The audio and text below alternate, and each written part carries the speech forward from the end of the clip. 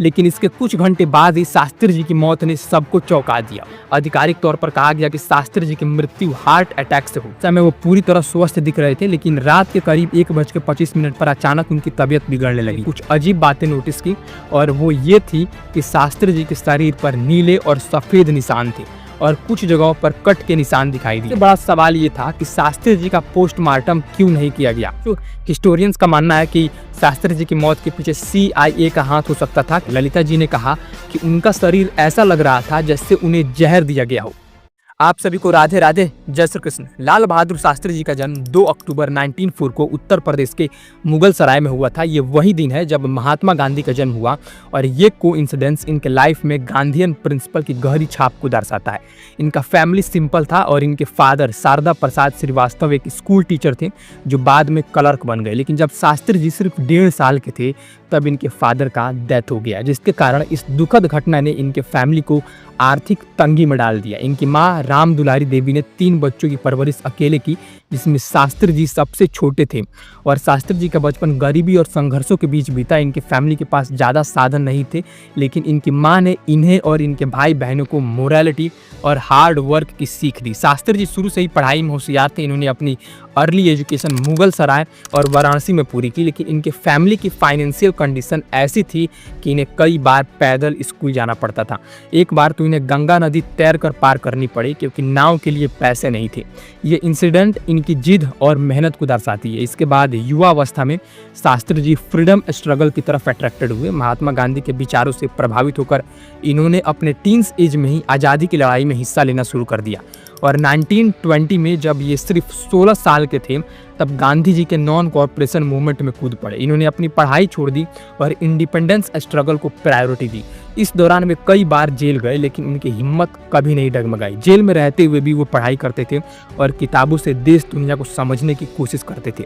लेकिन शास्त्री जी की शिक्षा का एक अहम पड़ाव काशी विद्यापीठ में हुआ, जहां इन्होंने 1925 में शास्त्री की डिग्री हासिल की, और यही डिग्री इनके नाम का हिस्सा बन गया और तब से इन्हें लाल बहादुर शास्त्री के नाम से जाना गया। काशी विद्यापीठ में पढ़ाई के दौरान इनकी मुलाकात जवाहरलाल नेहरू और अदर फ्रीडम फाइटर से हुई, जिन्होंने इनके विचारों को और निखारा।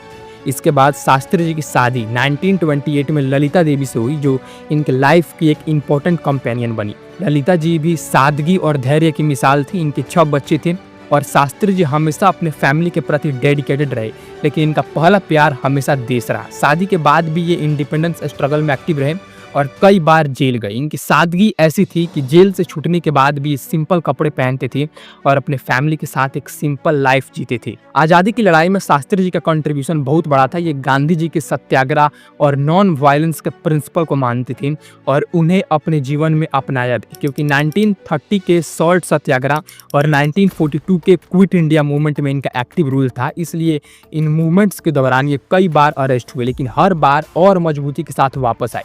इनके लीडरशिप एबिलिटीज और ऑर्गेनाइजेशन स्किल ने इन्हें कांग्रेस पार्टी में एक इंपॉर्टेंट पोजीशन दिलाया।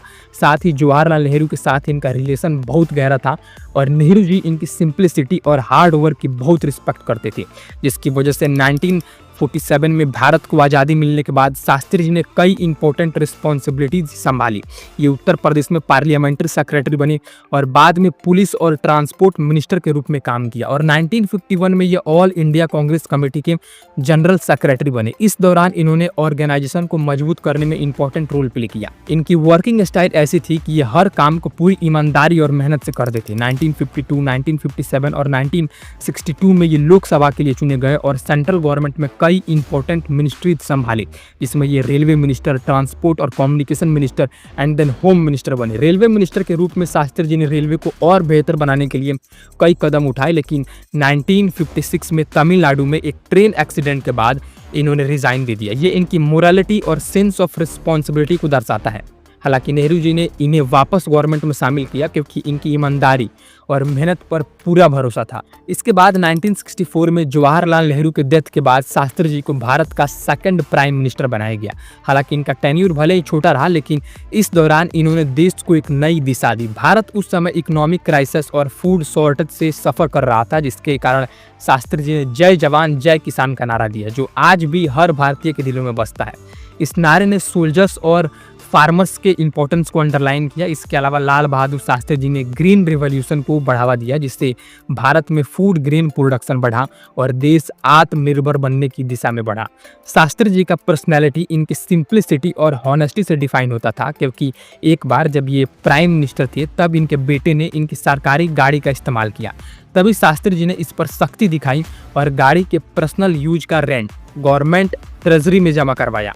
एक दूसरी घटना में जब इनकी वाइफ ने इन्हें बताया कि घर में पैसों की कमी है तो इन्होंने अपनी सिलाई मशीन बेचने की सलाह दी, लेकिन खुद कभी गवर्नमेंट रिसोर्सेज का मिसयूज नहीं किया। मतलब लाल बहादुर शास्त्री जितना ईमानदार नेता जो अपने देश के प्रति समर्पित थे मैंने आज तक नहीं देखा।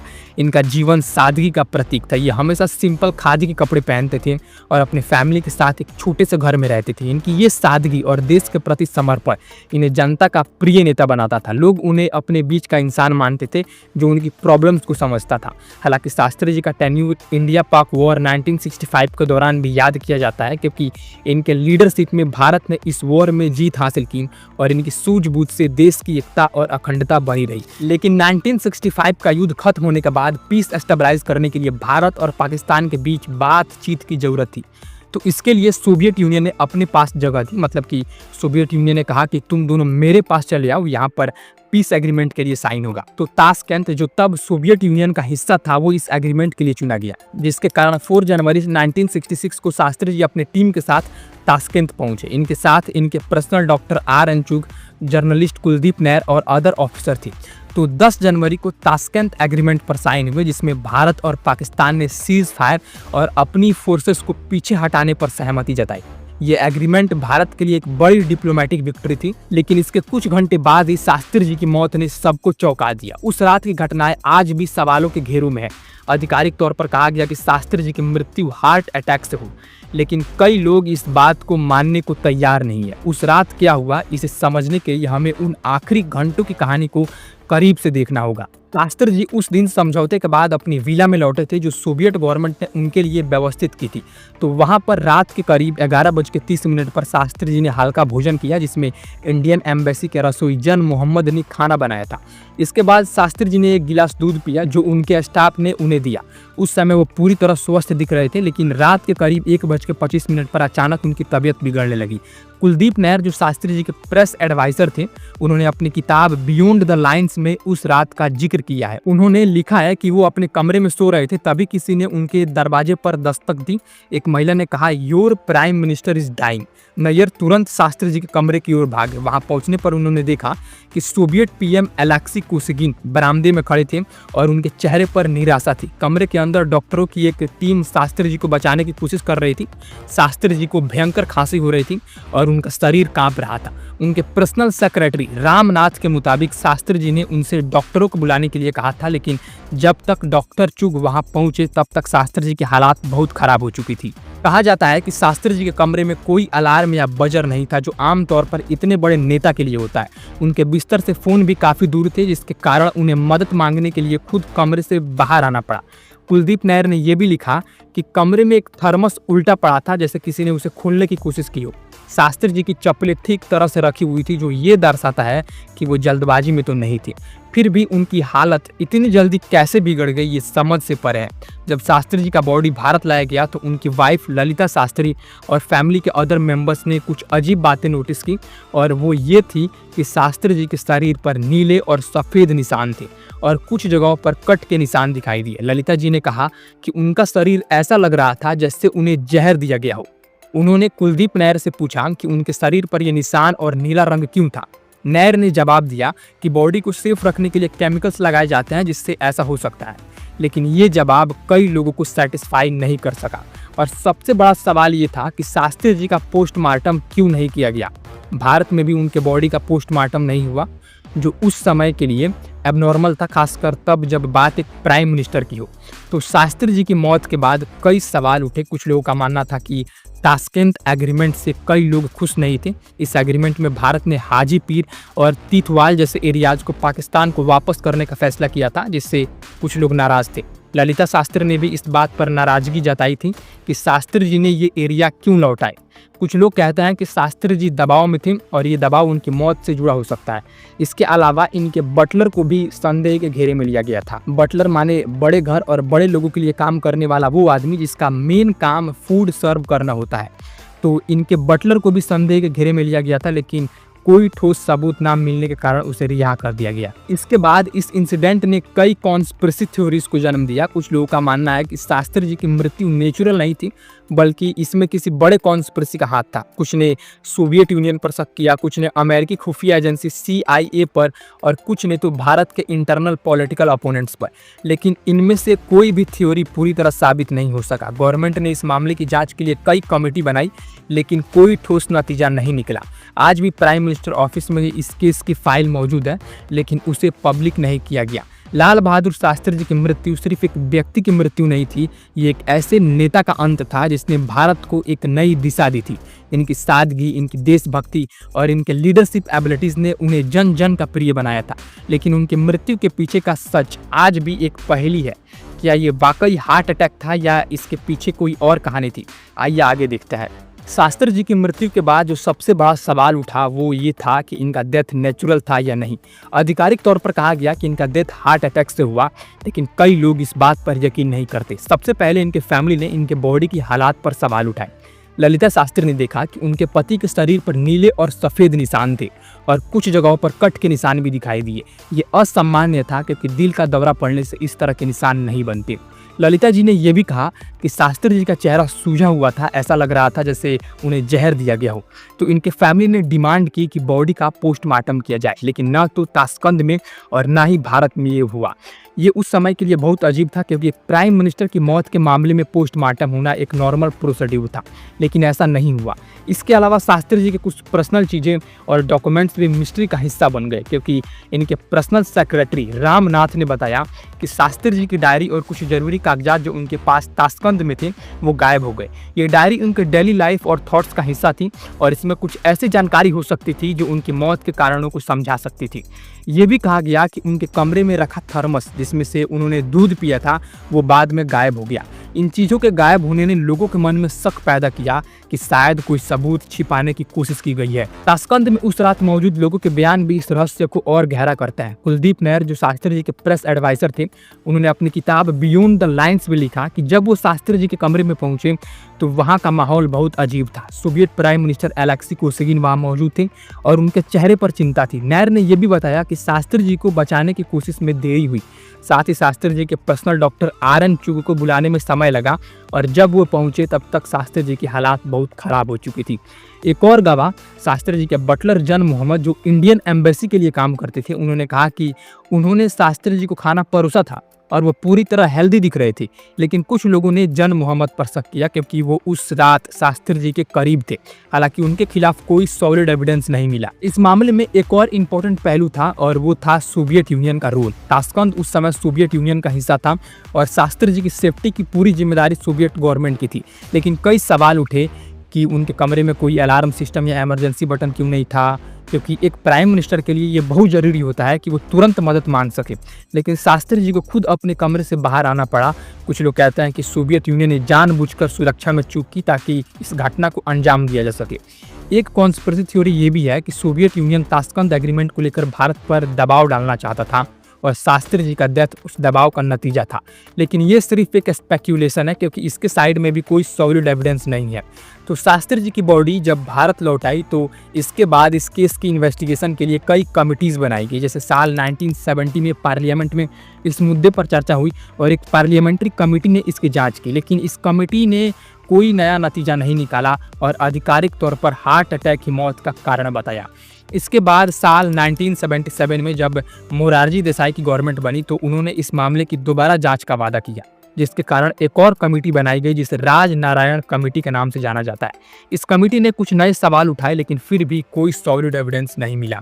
अब इसके बाद सीधा 2009 में जर्नलिस्ट अनुज धर ने अपनी किताब your prime minister is dead में इस मामले को फिर से उठाया। उन्होंने दावा किया कि शास्त्री जी की मौत के पीछे एक बड़ा कॉन्स्पिरेसी था और इसमें फॉरेन पावर्स का हाथ हो सकता है। अनुज धर ने अपनी किताब में कुछ डॉक्यूमेंट्स का हवाला दिया जो राइट टू इंफॉर्मेशन आरटीआई के तहत मांगे गए थे। इन डॉक्यूमेंट्स में कुछ लेटर थे जो शास्त्री जी के फैमिली और गवर्नमेंट के बीच हुए थे। इनमें से एक लेटर में ललिता शास्त्री ने गवर्नमेंट से पूछा था कि उनके पति का पोस्टमार्टम क्यों नहीं किया गया। जवाब में गवर्नमेंट ने कहा कि ये सोवियत यूनियन के रूल्स के कारण नहीं हो सका, लेकिन ये जवाब सेटिस्फाइंग नहीं था क्योंकि भारत में भी पोस्टमार्टम की मांग को नज़रअंदाज किया गया था। अनुज धर ने यह भी दावा किया कि शास्त्री जी की मौत से जुड़े कुछ डॉक्यूमेंट्स अभी भी प्राइवेट हैं और प्राइम मिनिस्टर ऑफिस में रखे गए हैं। एक और कॉन्स्पिरेसी थ्योरी जो बहुत चर्चा में रहा वो था अमेरिकन इंटेलिजेंस एजेंसी CIA का। कुछ लोग मानते हैं कि शास्त्री जी की पॉलिसीज, खासकर भारत की इंडिपेंडेंट फॉरेन पॉलिसी और सोवियत यूनियन के साथ बढ़ती नजदीकी अमेरिका को पसंद नहीं थी। 1960 के दशक में कोल्ड वॉर अपने चरम पर था और भारत का न्यूट्रल स्टैंस अमेरिका को परेशान करता था। कुछ हिस्टोरियंस का मानना है कि शास्त्री जी की मौत के पीछे CIA का हाथ हो सकता था क्योंकि वो भारत को एक स्ट्रॉन्ग और इंडिपेंडेंट लीडरशिप से वंचित करना चाहता था, लेकिन इन कॉन्स्पिरेसी थ्योरी के लिए भी कोई सॉलिड एविडेंस नहीं मिला। इसके अलावा भारत के इंटरनल पॉलिटिकल सिचुएशन भी इस रहस्य का हिस्सा बन गए। शास्त्री जी की मौत के बाद इंदिरा गांधी भारत की प्राइम मिनिस्टर बनी। कुछ लोग कहते हैं कि शास्त्री जी की पॉपुलैरिटी और उनकी पॉलिसीज कुछ पॉलिटिकल लीडर्स को पसंद नहीं थी। ताशकंद एग्रीमेंट में हाजीपीर और तीतवाल जैसे एरियाज को लौटाने का फैसला भी कई लोगों को पसंद नहीं आया। ललिता शास्त्री ने ये इस बात पर नाराजगी जताई थी। हालांकि कुछ कॉन्स्पिरेसी थ्योरी में ये भी कहा गया कि शास्त्री जी की मौत में भारतीय राजनीति के कुछ लोगों का हाथ हो सकता था जो उनकी जगह किसी और को देखना चाहते थे, लेकिन ये भी सिर्फ एक स्पेक्यूलेशन है क्योंकि इसके लिए भी कोई सॉलिड एविडेंस नहीं है। शास्त्री जी के मौत से जुड़ा एक और पहलू था उनका हेल्थ। इनके पर्सनल डॉक्टर आरंगचुग ने बताया कि शास्त्री जी को पहले भी हार्ट से रिलेटेड प्रॉब्लम्स थी क्योंकि 1959 में उन्हें एक छोटा हार्ट अटैक पड़ा था, लेकिन इसके बाद वो पूरी तरह ठीक हो गए थे। ताशकंद में भी वो हेल्दी दिख रहे थे। उनके फैमिली का कहना था कि वो नियमित रूप से अपनी दवाइयाँ लेते थे और उनका हेल्थ अच्छा था। फिर भी उनकी अचानक मौत ने ये सवाल उठाया कि क्या उनके हेल्थ को लेकर कोई जानकारी छिपाई गई। कुछ लोग कहते हैं कि उन्हें जहर दिया गया जिसके कारण उनकी हालात बिगड़ गई, लेकिन बिना पोस्टमार्टम के इस बात को कंफर्म करना इम्पॉसिबल है। साथ ही इस रहस्य को और गहरा करने वाली एक और बात थी कि ताशकंद में मौजूद इंडियन एम्बेसी के कुछ एम्प्लॉयज ने बाद में अजीब बयान दिए। एक एम्प्लॉय ने कहा कि उस रात कुछ अनयूजुअल एक्टिविटीज देखी गई थी, लेकिन उन्होंने इसका खुलासा नहीं किया। एक और गवाह ने दावा किया कि शास्त्री जी के कमरे में कुछ लोग आए थे जो नॉर्मल स्टाफ का हिस्सा नहीं थे, लेकिन ये बयान भी आधिकारिक जांच में शामिल नहीं किए गए। इसलिए आज तक शास्त्री जी की मौत से जुड़े कई सवाल अनआंसर्ड हैं, जैसे उनके बॉडी का पोस्टमार्टम क्यों नहीं हुआ, उनकी कुछ पर्सनल चीज़ें और डॉक्यूमेंट्स क्यों गायब हो गए, ताशकंद में उनकी सेफ्टी में इतनी चूक कैसे हुई, क्या ये वाकई हार्ट अटैक था या इसके पीछे कोई बड़ा कॉन्स्पिरेसी था। इन सवालों ने शास्त्री जी की मौत को एक अनसॉल्व्ड मिस्ट्री बना दिया। अब इसी के साथ ये वीडियो होता खत्म। अगर आपको अच्छा लगे तो आप अपने दोस्तों के साथ शेयर कर सकते हैं। मिलता है किसी नेक्स्ट वीडियो में, तब तक के लिए राधे राधे, जय श्री कृष्ण।